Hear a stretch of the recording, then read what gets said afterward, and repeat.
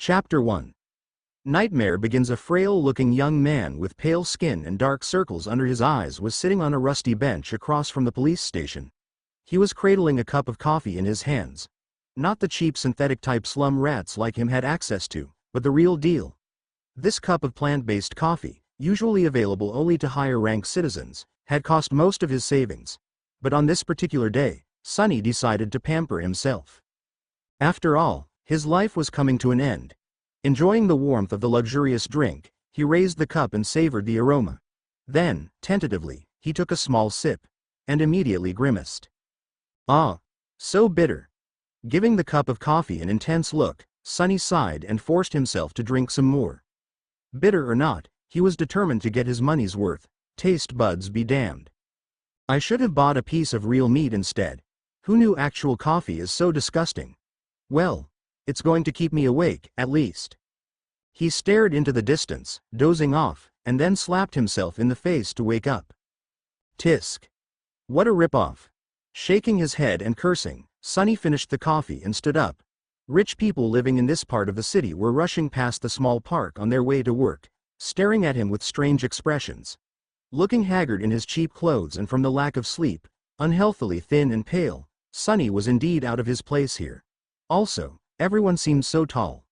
Watching them with a bit of envy, he tossed the cup into a garbage bin. I guess that's what 3 full meals a day would do to you. The cup missed the bin by a wide margin and fell on the ground. Sunny rolled his eyes in exasperation, walked over and picked it up before carefully putting it in the trash. Then, with a slight grin, he crossed the street and entered the police station. Inside, a tired-looking officer gave him a quick glance and frowned with obvious distaste. Are you lost, boy? Sunny looked around with curiosity, noting reinforced armor plates on the walls and poorly hidden turret nests in the ceiling. The officer, too, looked scruffy and mean. At least police stations remained the same wherever you go.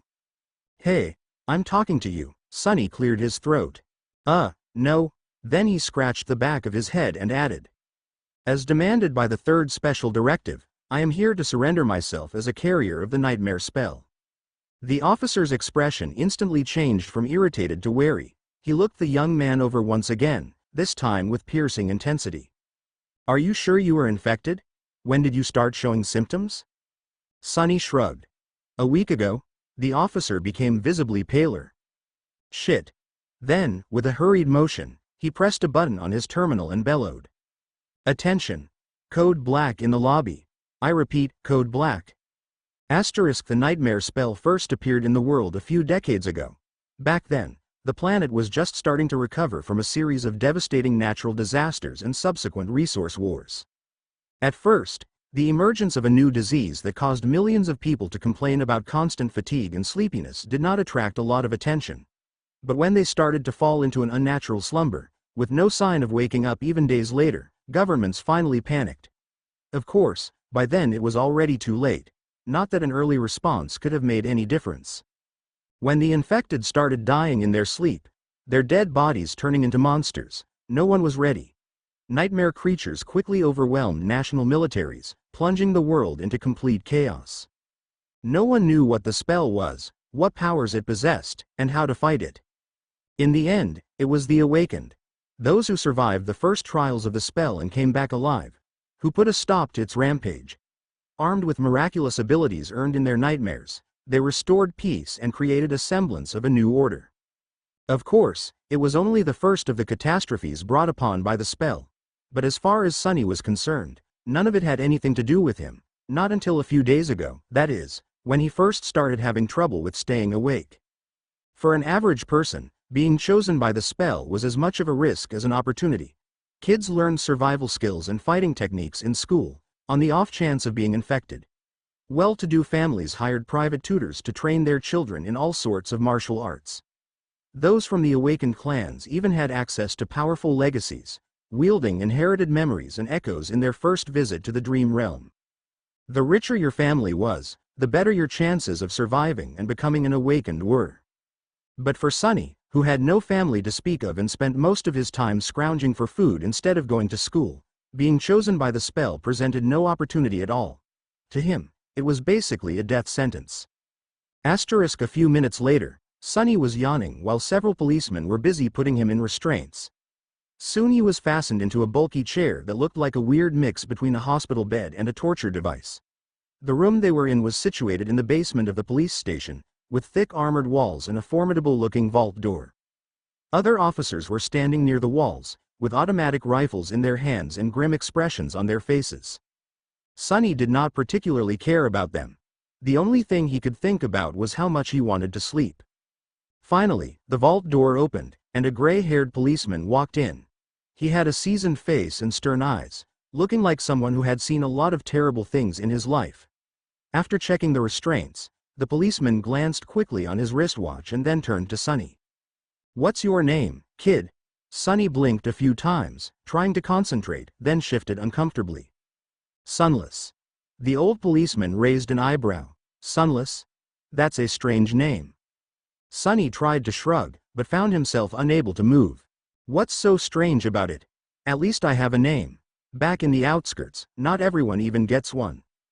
After another yawn, he added, "It's because I was born during a solar eclipse. My mom had a poetic soul, you see. That's why he got this weird-ass name, and his little sister was called Rain. Back when she still lived with them, at least." Whether it was the result of poetic imagination or simple laziness, he did not know. The old policeman grunted. "Do you want me to contact your family?" Sunny simply shook his head. "There's no one, don't bother." For a second, there was a dark look on the policeman's face, then his expression turned serious. "All right, Sunless. How long can you stay awake?" Not long." The policeman sighed. "Then we don't have time for the full procedure. Try to resist for as long as you can and listen to me very carefully, okay?" Not waiting for a response, he added, "How much do you know about the nightmare spell?" Sunny gave him a questioning look. "As much as anyone, I guess.